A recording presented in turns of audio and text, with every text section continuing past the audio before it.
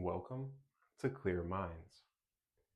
Do you ever put off a big task and call it procrastination? What if it's not laziness?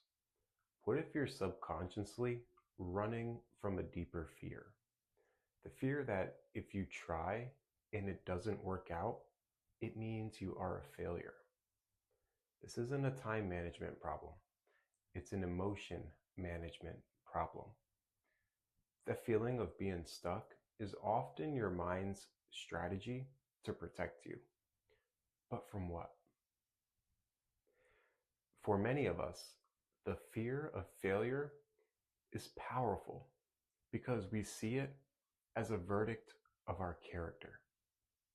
A dangerous equation takes root in our minds.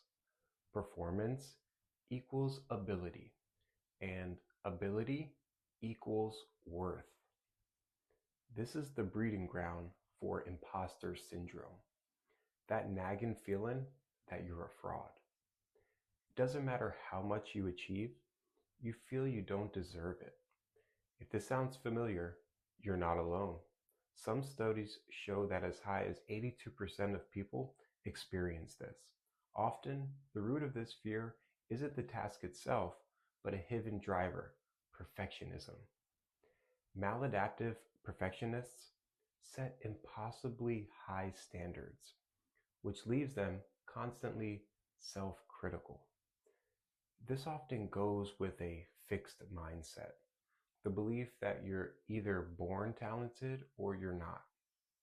This mindset makes any challenge terrifying because the struggle might expose or supposed lack of talent. This creates a toxic loop.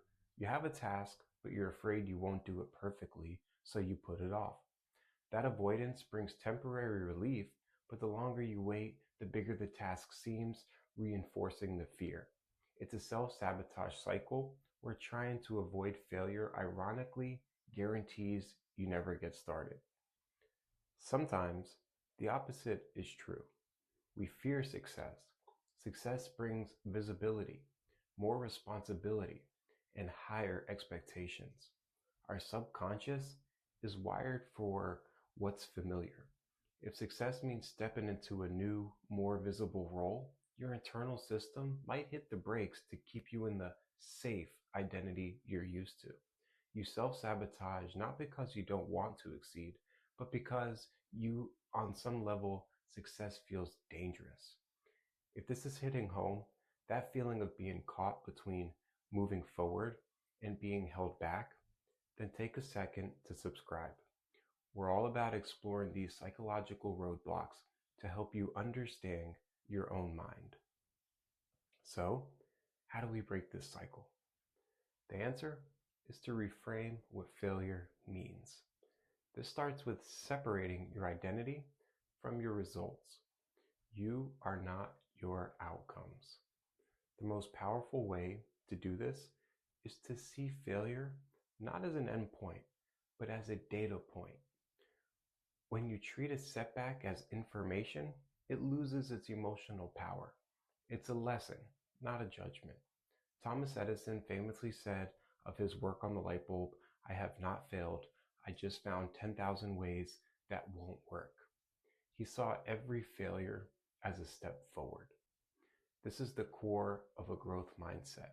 Instead of believing your abilities are fixed, you can see them as skills you can develop. The uncomfortable feeling of trying something new isn't a warning to stop. It's the feeling of growth itself. That voice is calling you lazy, it's wrong.